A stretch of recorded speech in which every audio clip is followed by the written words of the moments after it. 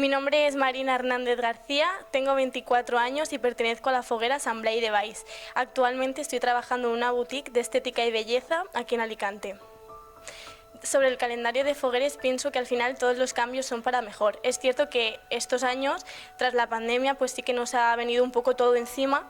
ya que se nos juntan tanto los actos de las presentaciones como las nuevas representantes como las salientes y es todo un poco más despacio y nos viene todo muy encima. Pero al final pienso que todo pasa por algo y todos los cambios pues son para mejor y poco a poco nos iremos adaptando a toda esta situación.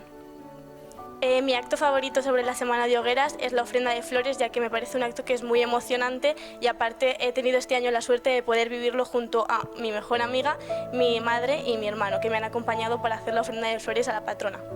Después de estos 2 años sin fogueres, pienso que todo lo que venga detrás va a ser todo para mejor, ya que lo vamos a coger todo con muchísimas ganas, va a ser muy emocionante y esto solo es el principio, que hemos empezado todo de cero. Mi año sin duda se lo dedicaría a mi familia, ya que han estado a pie del cañón durante estos años que hemos tenido de parón y han estado siempre ahí conmigo, apoyándome y ayudándome en todo lo que he necesitado. Y por último, a mi comisión me gustaría agradecerles que nunca han desistido a pesar de todo lo que ha pasado y que siempre han estado ahí a pie del cañón y que, aunque seamos pocos en número, somos todos una gran familia y que desde aquí os mando un besito.